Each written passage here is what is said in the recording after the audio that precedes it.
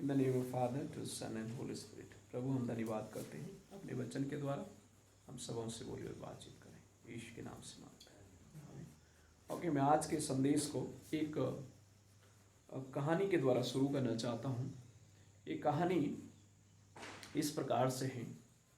एक मेला लगा हुआ था बाजार में, और उस मेले में बहुत सारी भीड़ गांवों से शहरों से इकट्ठे हो रखे थे। काफ़ी बच्चे थे, बुजुर्ग थे, जवान थे, महिलाएं थी, पुरुष थे, सब लोग वहाँ पर इकट्ठे हुए थे।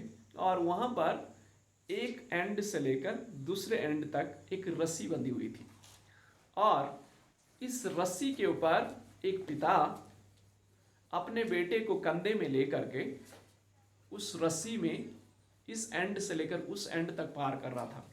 और सब लोग कोई तो दिल में हाथ रख करके बैठे हुए थे कि कैसे ये व्यक्ति जो है बेटे को कंधे में रखा हुआ है, वो ये पिता जो है उस रोप में, उस रस्सी में चल रहा है। और लोग तालियां बजा रहे थे, शोर कर रहे थे, सीटी मार रहे थे, और कुछ लोग घबरा भी रहे थे, डर भी रहे थे कि कहीं बच्चा न गिर जाए या कहीं वो पिता न गिर जाए। और ये दृश्य तकरीबन कुछ समय तक चलता रहा, पर अंत में पिता सुरक्षित से इस कोने से उस कोने में पहुंच गया। और जब वो नीचे उतरा, सब लोग उसके पास आए, उसे गले लगाने लग गए और उसे शाबाशी देने लग गए और कहने लगे, शाबाश, आपने बहुत ही कमाल कर लिया। और ताली बजा रहे थे, गले लगा रहे थे, थैंक यू उसे कह रहे थे, और लोग उसे गिफ्ट इनाम भी दे रहे थे। ये व्यक्ति स्टेज में गया, और स्टेज में जब ये गया तो उस प्रकार से उसने कहा, क्या आप यह विश्वास करते हैं कि मैं ये दोबारा कर सकता हूं? तो लोग कहने लगे, हाँ, जोर से, हाँ आप कर सकते हैं। दूसरी तरफ सबने कहा, हाँ आप कर सकते हैं। फिर उसने कहा, क्या आप ये विश्वास करते हैं, भरोसा रखते हैं कि मैं ये दोबारा कर सकता हूं? सब लोग कह, जोर से उन्होंने कहा, हाँ आप कर सकते हैं, हाँ आप कर सकते हैं। इस व्यक्ति ने तीसरी बार कहा, क्या आप ये विश्वास भरोसा रखते हैं कि मैं दोबारा ये कर सकता हूं? सबने चीख करके चिल्ला के कहा कि हाँ आप कर सकते हैं। इस व्यक्ति ने कहा, आप मुझे अपना बेटा दीजिए, मैं कंधे में रख करके उसे इस कोने से उस कोने जाऊंगा। कोई भी वापस, सबका मुंह क्या हो गया, शांत हो गए, सब लोग चुप के चुप रह गए। तो इसने कहा, क्या हुआ? आप मुझ पर विश्वास करते हैं ना? आप मुझ पर भरोसा करते हैं कि मैं इस कोने से उस कोने तक फिर से दोबारा ये कर सकता हूँ? क्या आप मुझे अपना बेटा देंगे? किसी ने अपना बेटा नहीं दिया। ये एक घटना है, एक कहानी है। संदेश हमारे लिए क्या है? आज का हमारा जो संदेश का शीर्षक हुआ है, हमारी आशा, हमारी आशा का कारण। मेरे पीछे कहीं हमारी आशा का कारण। जो पहली बात जो आप और मैं सीखेंगे, परमेश्वर हमें क्षमा करता है और नए सिरे से पुनः स्थापित करता है।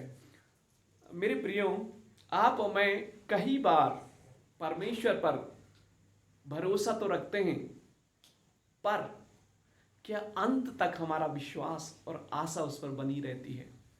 ये सवाल हमारे लिए है। जैसे उस घटना से उन्हें मालूम था ये व्यक्ति कर सकता है, लेकिन कोई भी अपना बेटा उसे दे नहीं रहा था। लोगों को क्या था? 100% विश्वास नहीं था, 100% भरोसा नहीं था। यकीन तो था कर सकता है, लेकिन 100% विश्वास नहीं था। कई बार आप और मैं परमेश्वर पर विश्वास करते हैं, उस पर भरोसा भी रखते हैं, उसमें आशा भी लगा के रखे हैं, पर कई बार आप और मैं क्या हो जाता है, 100% भरोसा परमेश्वर पर नहीं करते, विश्वास नहीं करते। 99% करते हैं, लेकिन 1% रह जाता है। क्या आज आपका विश्वास और मेरा भरोसा परमेश्वर पर 100% है? ये अपने आप को, मुझे और आपको जांचने की आवश्यकता है। एक क्वेश्चन है जो मैं आपके साथ छोड़ना चाहता हूँ, हमें अपने आप को जांचने की आवश्यकता है। और यशाया के भाग जो आज हमने पढ़ा 43 अध्याय, उसमें जो पहली बात हम सीखेंगे वह है, परमेश्वर हमें क्षमा करता है और नए सिरे से पुनः स्थापित करता है। ये घटना जब आप पढ़ेंगे, ये उस समय की घटना है जब इजरायली लोग बेबीलोन की गुलामी में थे।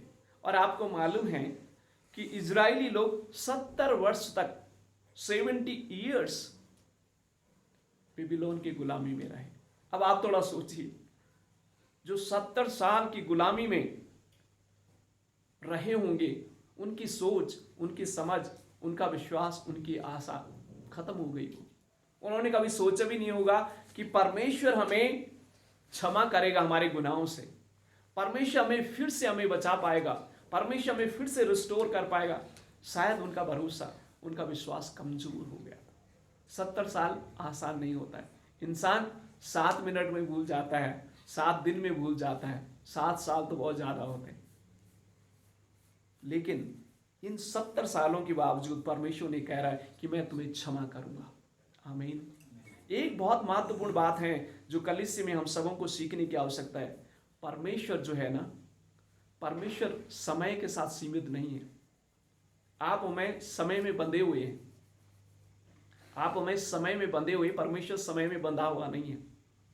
हमारे पास कितने घंटे एक दिन में? 12 घंटे दिन में, दिन रात में 24 घंटे।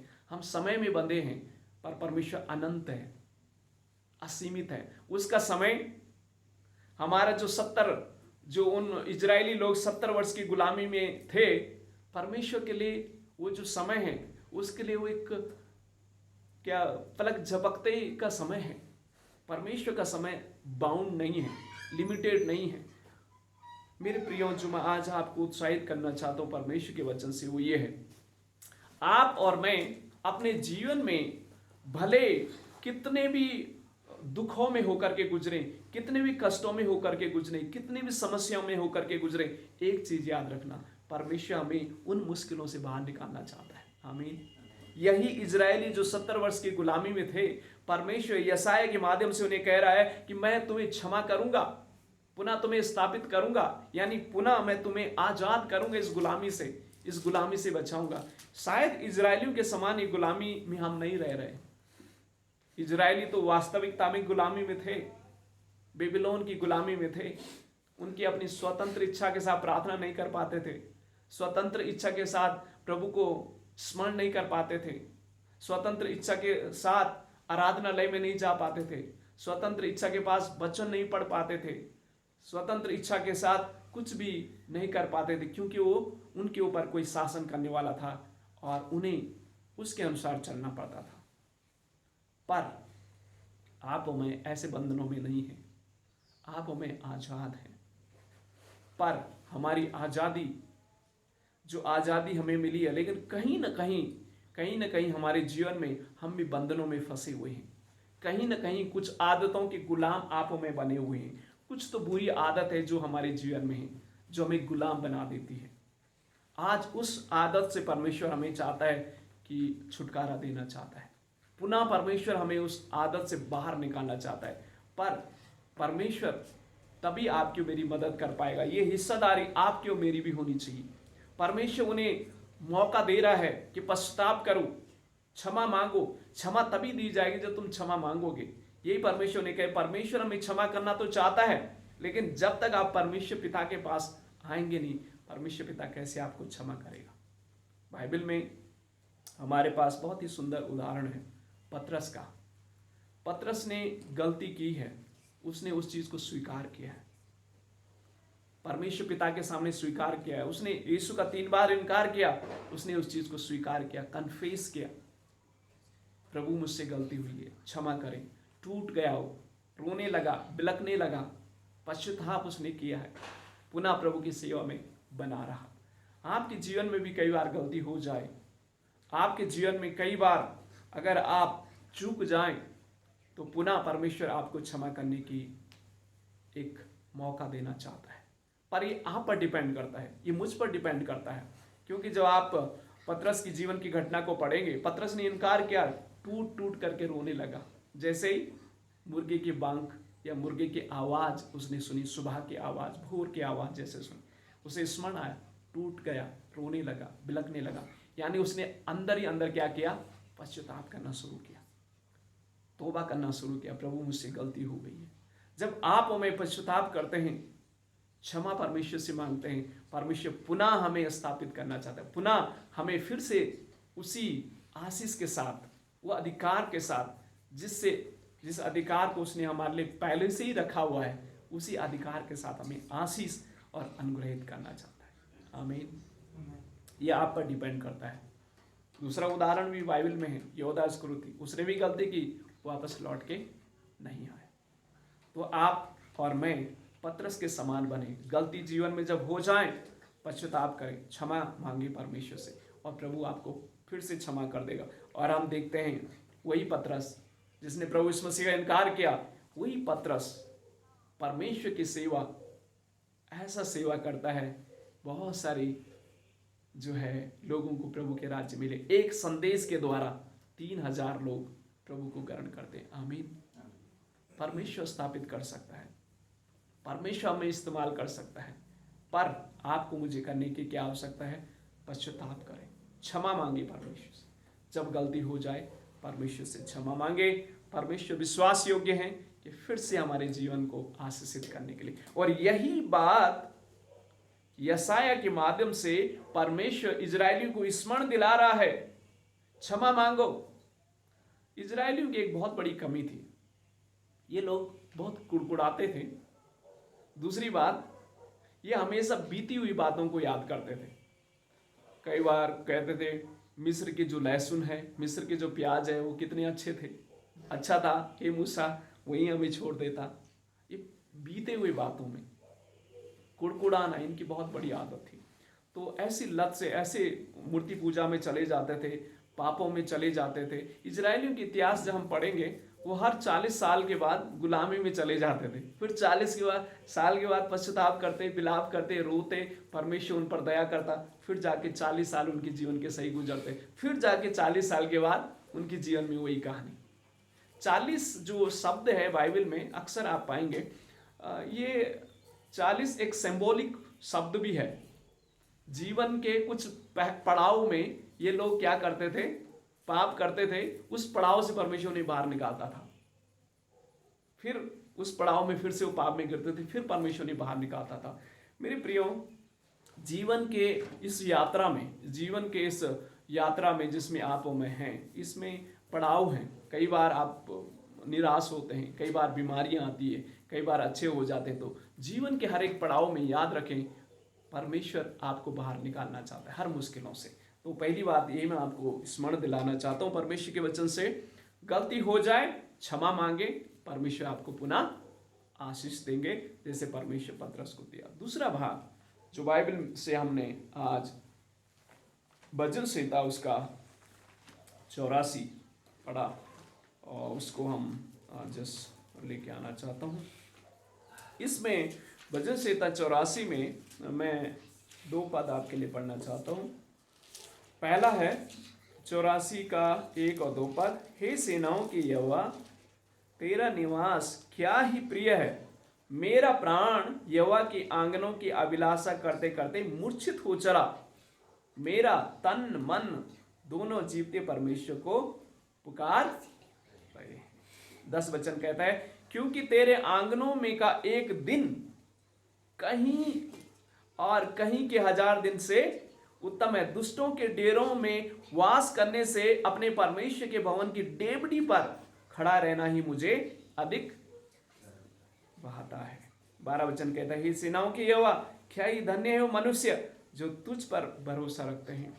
प्रियो, इस भजन 84 का जो बैकग्राउंड है, ऐतिहासिक पृष्ठभूमि है, ये भी उस समय की घटना है जब इजरायली लोग वही बेबीलोन की गुलामी में थे। उस समय कोरावंशी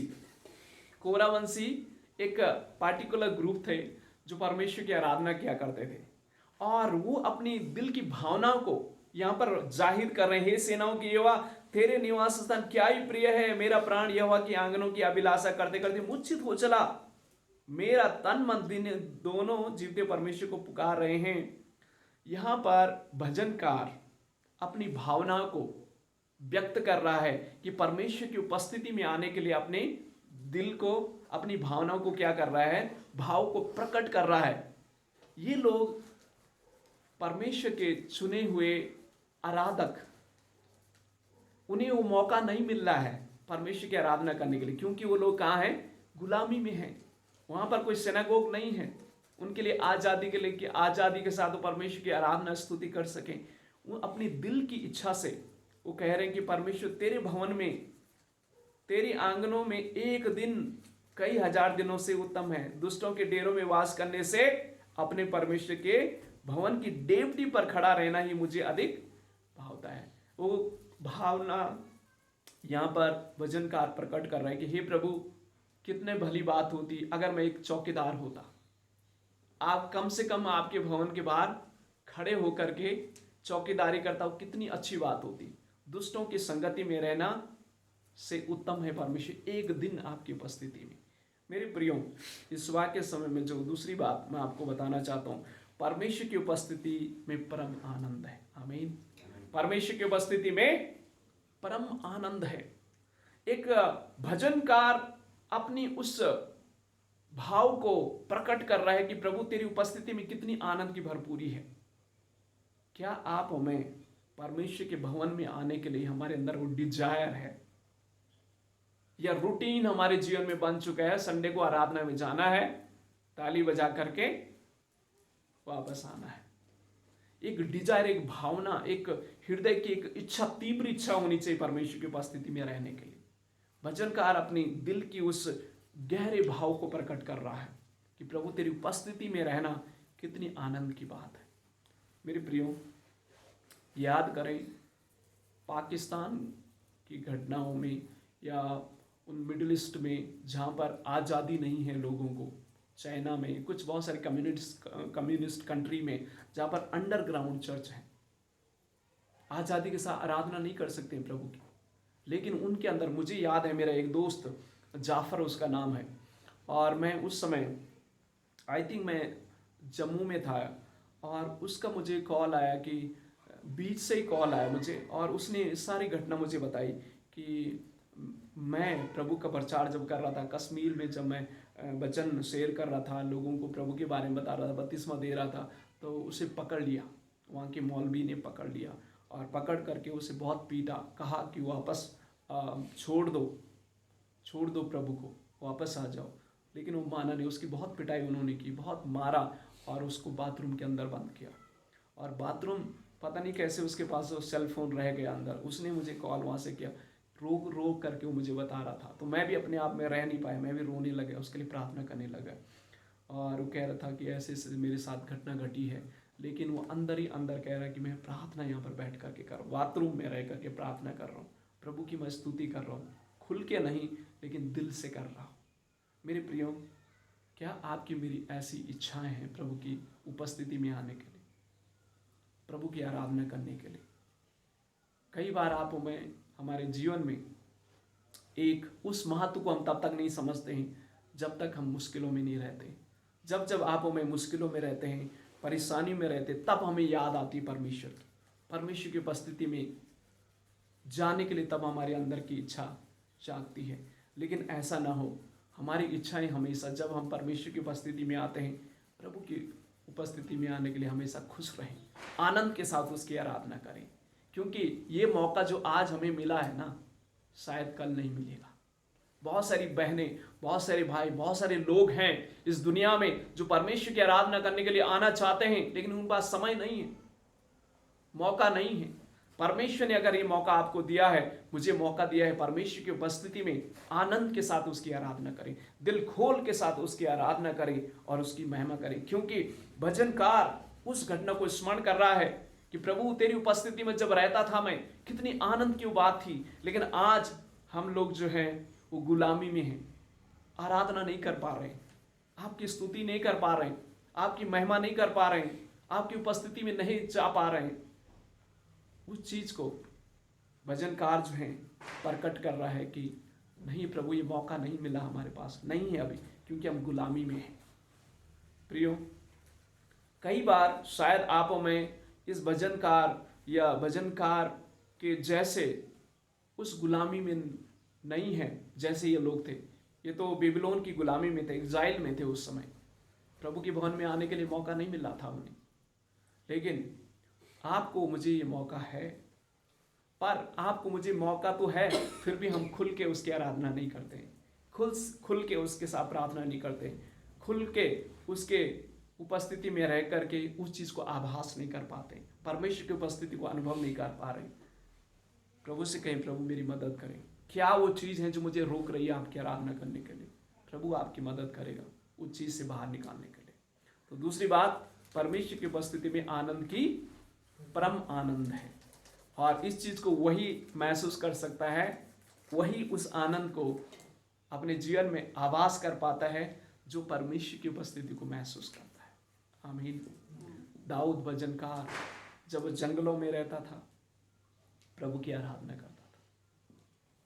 जब मुश्किलों में रहता था, परमेश्वर की उपस्थिति को आभास अपने जीवन में करता था। भजन संहिता 139 में भजनकार कहते, मैं कहाँ जाऊं प्रभु, तेरी उपस्थिति से कहाँ जाऊं मैं? आकाश में जाऊं तो वहां तू है, और पाताल में जाऊं तो वहां आप है। यानी परमेश्वर की उपस्थिति को क्या कर रहा भजनकार? दाऊद महसूस कर रहा है। तो प्रियो, परमेश्वर की उपस्थिति महसूस करना बहुत जरूरी है, तभी आप में आत्मिक आनंद के साथ उस चीज़ को आभास कर पाएंगे, अनुभव कर पाएंगे। तो परमेश्वर की उपस्थिति हर समय हर पल यहाँ पर मौजूद रहती है प्रभु के भवन में, उसको महसूस करें, उसको महसूस करें। ओके, अगली बात जो हमने पत्रियों में से पढ़ी है, तीसरे बात की ओर आपके ध्यान को लेके आना चाहता हूँ।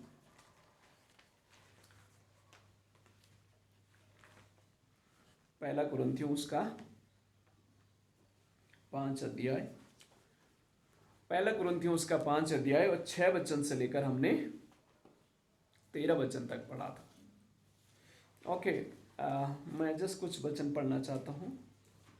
9 वचन, मैंने अपनी पत्री में तुम्हें लिखा है कि व्यभिचारियों की संगति ना करना। वचन 10, यह नहीं कि तुम बिल्कुल इस जगत के व्यभिचारियों या लोभियों या अंधेर करने वालों या मूर्ति पूजकों की संगति ना करो, क्योंकि इस दशा में तो तुम्हें जगत में से निकल जाना ही पड़ेगा। वचन 13 पढ़ता हूँ, परंतु बाहर वालों का न्याय परमेश्वर करता है, इसलिए उस कुकर्मी को अपने बीच में से निकाल दो। तीसरी बात जो आज पत्रियों में से हमें सीखने को मिलता है, आप मेरे पीछे से दोहराएं, अनैतिकता से अपने आप को दूर रखें। अनैतिकता से अपने आप को दूर रखें। मेरे प्रिय भाइयों और प्रिय बहनों, जब इस कलीसिया के बारे में हम अध्ययन करते हैं, स्पेशली कुरिन्थियों की कलीसिया में बहुत सारी अनैतिकता घट रही थी। कारण ये था, हिस्टोरिकल बैकग्राउंड ये है कि कुरिन्थियों की जो शहर था बहुत ही प्रसिद्ध शहर था, और देश विदेश से लोग वहाँ पर व्यापार के लिए आया करते थे। और यहाँ पर एक पार्टिकुलर कम्युनिटी नहीं थी, विभिन्न प्रकार के लोग थे, विदेशी लोग थे, और विभिन्न जगहों से लोग वहाँ पर व्यापार के लिए आया करते थे, अपने घरों को छोड़ करके व्यापार के लिए आया करते थे। और इस शहर में सबसे बड़ी जो इस शहर की जो अनैतिक बात जो वहाँ पर हो रही थी, एक्चुअली वहाँ पर एक देवी थी, और उस मंदिर में ये वैश्यवृत्ति बहुत हुआ करती थी। इवन वहाँ के जो पृष्ठ हुआ करती थी, पुजारी हुआ करती थी उस समय, तो वहाँ पर वैश्यवृत्ति के काम बहुत हो रहे थे। तो ये वातावरण वहाँ का है। जब पौलुस वहाँ पर कल जाकर के प्रचार करता है, तो ये लोग जो विभिन्न प्रकार से उन पापों में फंसे हुए थे, यही लोग कलीसिया में आना भी शुरू हो गए। उनकी सोच, उनकी समझ, उनमें कोई परिवर्तन नहीं था, ये कलीसिया में आने शुरू हो गए। जैसे ही कलीसिया में आने शुरू हो गए, तो यहाँ पर भी वही कल्चर जो कुरिन्थियों के शहर के आसपास वो कल्चर था, वो संस्कृति थी, वही संस्कृति चर्च में आना शुरू हो गई। तो इसी चीज को प्रेरित पौलुस क्या कर रहा है? उन्हें शिक्षा दे रहा है, उन्हें खंडित कर रहा है कि व्यभिचारियों से, ऐसे गलत व्यभिचारियों से और मूर्ति पूजकों से और गंदे लोगों से, लोभी लोगों से, पेक्कर लोगों से, हर प्रकार के लोग वहां पर पाए जा रहे थे।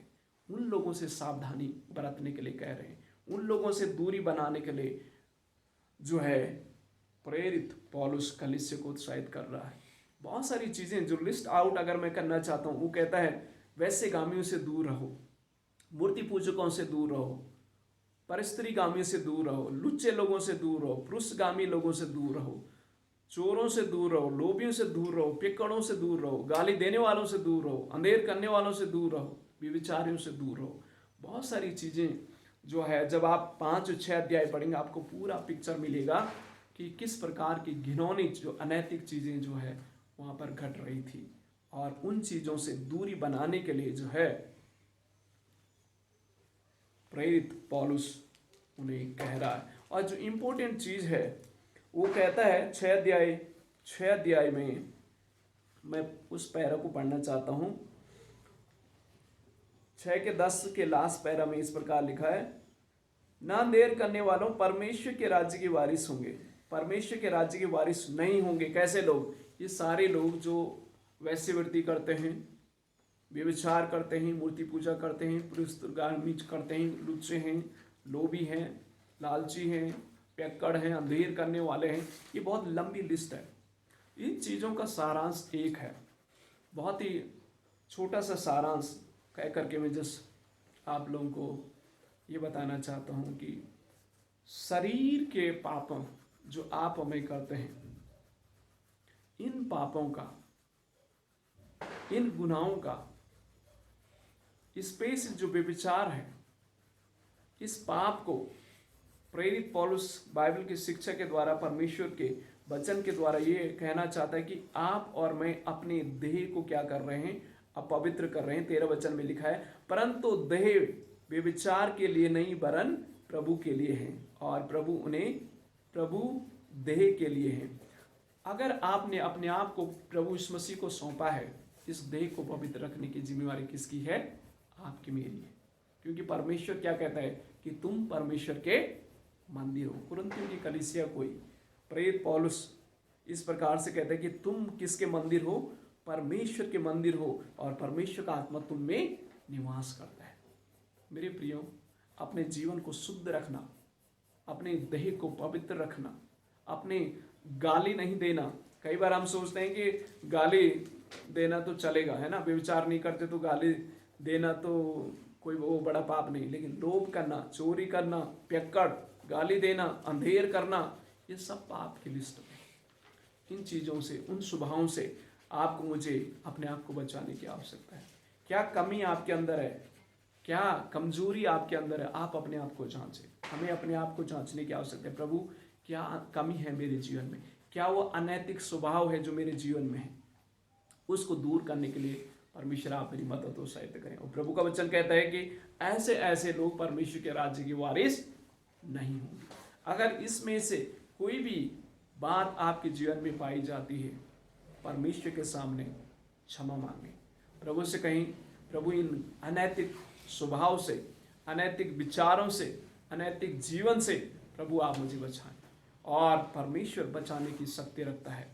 परमेश्वर उस व्यभिचारिणी स्त्री को, जिसे व्यवस्था के अनुसार पत्थर से मारा जाना चाहिए था, प्रभु ने उसे एक मौका दिया, उसका जीवन बच गया। परमेश्वर ने उस जक्कई को, जो लालची था, उसको ही परमेश्वर ने एक मौका दिया, उसका जीवन भी बच गया। परमेश्वर मौका देने वाला परमेश्वर है। पश्चाताप करें, मन फिराएं और अपने जीवन को परमेश्वर के हाथों में सौंप दें। अगर अपने जीवन को परमेश्वर के हाथों में सौंप देंगे, वो विश्वास योग्य परमेश्वर है, वो धर्मी परमेश्वर है, जो हमें इन बुरे स्वभावों से, इन बुरे जीवनों से, इन बुरी आदतों से, इन बुरे व्यवहारों से परमेश्वर बचाने की शक्ति रखता है। तो क्या कमी है, क्या घटी आपके जीवन में है? अपने आप को जांचें, परमेश्वर के सामने पश्चाताप करें, और प्रभु हमें क्षमा करने के लिए विश्वास योग्य और धर्मी है। मैं जस्ट आगे बढ़ना चाहता हूँ। जो लास्ट और अंतिम बाइबल का भाग हमने सुसमाचार के पाठ में से पढ़ा, वो है लूका उसका 18 अध्याय 18 वचन से 27 वचन तक। मैं कुछ पद आपके लिए पढ़ना चाहता हूँ। 22 पद इस प्रकार कहता है, या सुन, यीशु ने उससे कहा, तुझ में अब भी एक बात की घटी है, अपना सब कुछ बेचकर कंगालों को बांट दे और तुझे स्वर्ग में धन मिलेगा और आकर मेरे पीछे हो ले। यह सुनकर वह उदास हुआ क्योंकि वह बड़ा धनी था। यीशु ने उसे कहा, ओके, आगे के भागों में नहीं पढ़ना चाहता हूं। यहां पर एक व्यक्ति जो है, एक धनी व्यक्ति प्रभु यीशु मसीह के पास आते हैं और कहते हैं कि हे प्रभु, मैं उत्तम गुरु, मैं अनंत जीवन के लिए क्या करूं? प्रभु यीशु मसीह उसे कहता है, आपको आज्ञा मानना है, आज्ञा को मानो। वो कहता है तो मैं सब मानता हूँ, कह रहे बचपन से ही मैं सब चीज़ों को मानता हूँ। प्रभु यीशु मसीह उसे लिस्ट बताते हैं, तो आज्ञाओं को तो जानता है, व्यभिचार न करना, हत्या न करना, चोरी न करना, झूठी गवाही न देना, अपने माता पिता का आदर करना। इसका रिस्पॉन्स देखिए, उसने कहा मैं तो इस सब बातों को लड़कपन से ही मानता आया। फिर प्रभु यीशु मसीह तुरंत क्या कहते हैं, यह सुनकर यीशु ने कहा तुझ में अभी भी एक बात की घटी है, और कहते हैं अपना सब कुछ बेचकर कंगालों को बांट दे, तुझे स्वर्ग में धन मिलेगा और आकर मेरे पीछे हो ले। लेकिन होता क्या है, ये वापस लौट करके चला जाता है। प्रियो, कई बार आप और मैं 99% चीज़ों को शायद सही कर रहे हैं। 99% शायद हम चीज़ों को सही कर रहे हैं। 1% की घटी है आपके जीवन में, वो 1% की घटी ही आपको शून्य में लेके आएगी। आपने कभी सांप सीढ़ी खेली है? सांप सीढ़ी में क्या होता है, आप खेलते खेलते ऊपर जाते हैं, एक मिस्टेक से फिर से जीरो, नीचे जीरो से शुरू हो जाते हैं। तो जीवन हमारा ऐसे ही है। अगर आप और मैं कहते हैं कि मैं 99% सब व्यवस्था का पालन कर रहा हूँ, बाइबल पढ़ता हूँ, वचन पढ़ता हूँ, प्रार्थना में जाता हूँ, दूसरों की मदद करता हूँ, सहायता करता हूँ, ये सब मैं कर रहा हूँ, लेकिन परमेश्वर जानता है कि क्या वो 1% घटी आपके जीवन में। प्रियो, वो 1% की घटी जो है ना, वो आपको नीचे लेके आएगी, जीरो में लेके आएगी। अपने आप को दीन बनाए, अपने आप को परमेश्वर के सामने नम्र बनाए, और परमेश्वर जानता है कि आपके अंदर क्या घटी है। कई बार आपों में बहुत ही ज़्यादा ही बुद्धिमान बन जाते हैं, बहुत ही सर्वश्रेष्ठ पवित्र बन जाते हैं, लेकिन परमेश्वर जानता है आपके अंदर की घटी, आपके अंदर की कमी को, और उस कमी को, उस घटी को जब तक आप अपने जीवन से हटाएंगे नहीं, आप में परमेश्वर के राज्य के वारिस नहीं हो सकते। परमेश्वर के वचन से ये चेतावनी और ये शिक्षा में मिलती है, लेकिन परमेश्वर विश्वास योग्य है। वही बात जब प्रभु यीशु मसीह कहते हैं कि धनवानों का स्वर्ग राज्य में जाना कितना मुश्किल है, फिर चेले परेशान हो जाते हैं। वो कहते हैं प्रभु कौन स्वर्ग राज्य में जाएगा? प्रभु कहता है जो मनुष्य के लिए मुश्किल है, परमेश्वर के लिए संभव है। जो मनुष्य के लिए असंभव है, परमेश्वर के लिए संभव है। परमेश्वर कर सकता है। यानी परमेश्वर इस व्यक्ति को भी एक मौका देना चाह रहा था। परमेश्वर प्रभु यीशु मसीह से क्या कहते हैं इस धनवान को? ये कहता अपना सब कुछ बेचकर कंगालों को बांट दे, तुझे स्वर्ग में धन मिलेगा। प्रभु यीशु मसीह ने यह नहीं कहा कि तुझे नहीं मिलेगा। प्रभु यीशु मसीह कहता है कि तू अपना धन कंगालों के यहां पर बांट, तुझे स्वर्ग में धन मिलेगा। प्रभु यीशु मसीह उसे एक मौका दे रहे थे, जो तेरे पास है वो तुझे मिलेगा, लेकिन यहां नहीं, स्वर्ग में मिलेगा। लेकिन उसने उस मौका को भी गंवा दिया। प्रियो, परमेश्वर हमेशा मौका देने वाला परमेश्वर है, लेकिन आप और मैं अगर चूक जाएं तो ये परमेश्वर का दोष नहीं है, ये हमारा दोष है। परमेश्वर मौका देता है। इसको भी एक मौका जरूर दिया था परमेश्वर ने, पर उसने उस मौका को चूक लिया, भटक गया, वापस नहीं लौटा। तो आपके लिए, मेरे लिए शिक्षा यही है, अनंत जीवन की ओर राह, परमेश्वर अनंत जीवन की ओर राह हमारे लिए ऑलरेडी खोली है। हमारे लिए ऑलरेडी परमेश्वर ने एक रास्ता दिया है, अपॉर्चुनिटी दी है। ये आपके ऊपर निर्भर करता है, मेरे ऊपर निर्भर करता है कि आप कहाँ मुड़ते हैं। यह संसार में वापस लौट के आए ये व्यक्ति, स्वर्ग की ओर परमेश्वर उसका ध्यान लेके जाना चाहे, उसका धन को स्वर्ग में उसे देना चाहे, उसके ध्यान को, उसके मन को, उसके हृदय को स्वर्ग की ओर लगाना चाहते हैं, लेकिन वो लिमिटेड कहाँ रह गया? वो धनवान धरती पर ही रह गया, अपने धन में ही रह गया। कई बार आपके अंदर, मेरे अंदर कौन सी वो कमजोरी है? लो, हमारे अंदर कौन सी वो कमजोरी है जो हमें वापस वहीं लेके आ रही है। प्रियो, ये चेतावनी आपके लिए, मेरे लिए है। और प्रभु से कहें, प्रभु कौन सी वो घटी है, कौन सी कमी है। परमेश्वर ने उस व्यक्ति को पढ़ लिया। 99% सही करने वाला व्यक्ति, 1% की घटी उसके अंदर थी, चला गया। तो क्या घटी है, क्या कमी है, परमेश्वर जानता है। परमेश्वर के सामने अपने आप को दीन करें और प्रभु से कहें, प्रभु मेरी मदद और सहायता करें। हमारी आशा और भरोसा कहाँ है? आप इसको अपने जीवन में एक एप्लीकेशन के रूप में लें। हमारी आशा भरोसा क्या धन पर है या परमेश्वर पर है? इस धनी व्यक्ति का भरोसा सिर्फ उसके धन में था, इसलिए वो लिमिटेड वहीं रह गया। परमेश्वर से स्वर्ग में धन देना चाह रहे थे, वो चूक गया उससे। तो आज आपकी आशा, आपका भरोसा कहाँ है? क्या जैसे हमने कहानी को सुना, क्या हम सिर्फ भरोसा विश्वासी करते हैं? क्या 100% करते हैं? 100% करना बहुत जरूरी है। 100% भरोसा परमेश्वर पे करना बहुत जरूरी है। ये आप पर डिपेंड करता है। क्या आप और मैं सिर्फ मुंह से बोलते हैं हाँ, या करते भी हैं? तो 100% भरोसा अगर आपका परमेश्वर पर है, प्रभु आपको आशीष देंगे। दूसरी बात एप्लीकेशन के रूप में आप लें कि हमारे जीवन में कौन सी घटी है, कौन सी कमी है, प्रभु उसको सुधारने के लिए मेरी मदद करें।